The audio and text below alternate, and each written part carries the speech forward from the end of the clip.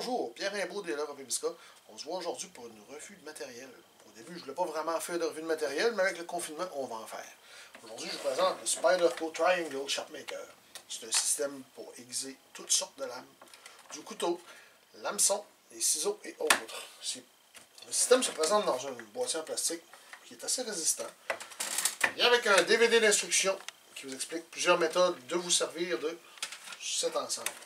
Lorsque vous ouvrez l'ensemble, il y a deux ensembles de pierres à aiguiser qui viennent avec.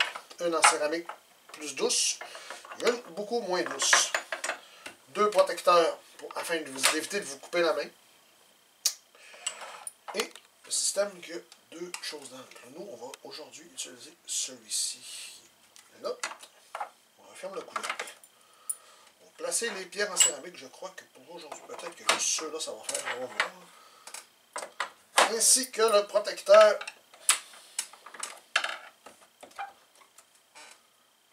pour votre main. Avant tout, ce qu'on va faire, c'est qu'un couteau actuellement qui coupe déjà un petit ganzo. Je vais le passer de travers sur une autre lame, sur une autre pierre, pour voir, pour un peu briser le tranchant. D'après moi, après ce traitement-là, il ne doit plus vraiment couper le coup. On va regarder en push-cut. Si on est capable de couper sur les journaux encore, sinon on va le repasser. Bon. Non, il est encore capable. Bon.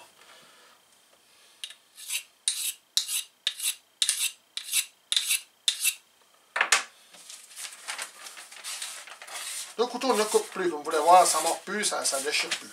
On va essayer de le rendre coupant avec le Spyderco Triangle Shopmaker assez rapidement. Vous pouvez voir, c'est très facile.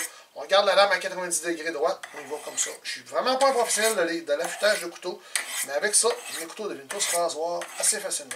Évidemment que si vous avez une grosse lame à aiguiser, comme par exemple le AirTac, le système est un petit peu plus difficile à utiliser, mais ça se fait quand même.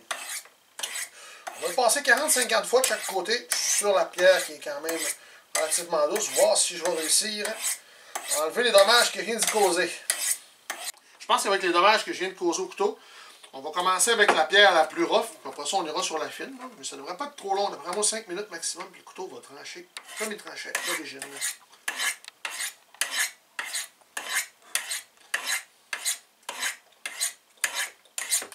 Bon, je pense qu'on a enlevé la plupart des grosses coches que j'avais causées comme dommage, donc on va passer aux pierres plus fines. On va enlever ceux-là, on va mettre les pierres céramiques, on va passer plusieurs coups dessus, pour que ce soit bien correct.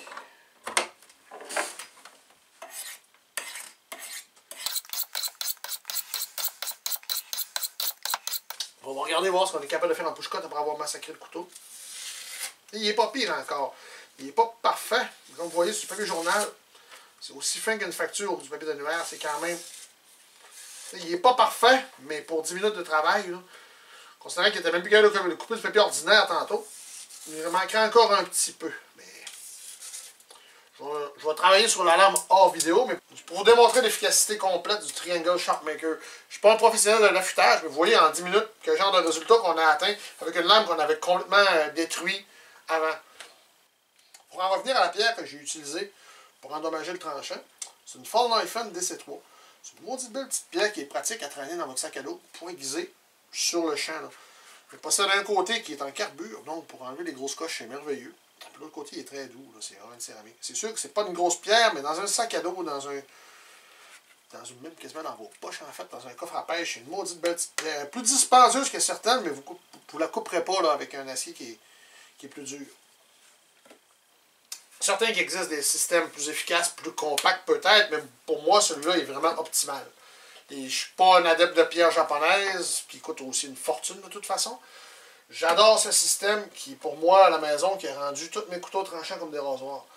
Si vous trouvez que ces pierres-là qui sont fournies avec le système ne sont pas suffisantes, Spyderco rend à votre disposition plusieurs pierres qui sont encore plus douces ou moins fines, là, plus rough.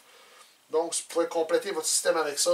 Pour les émoutures scandinaves, il y a des porte-pierres en dessous du système, donc vous pouvez vraiment l'aiguiser à plat aussi. Il y a des coches dedans pour les hameçons. Ces pierres-là peuvent être entretenues.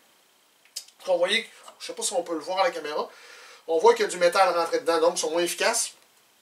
Moi, je les nettoie à la pâte à dents.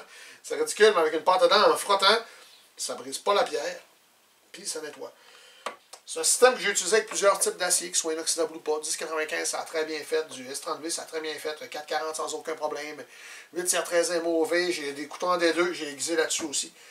Donc, je pense que pour le prix, l'encombrement, c'est parfait. J'avais aussi un système Lansky, mais le système Lansky, ils sont très bien, mais c'est plus facile de ne pas arriver à un bon résultat que celui-là. En plus, le système Lansky, il y a beaucoup de copies chinoises, puis je doute de la qualité des pierres, puisque mes couteaux en S30V et en D2, ils coupaient la pierre plutôt que de s'aiguiser.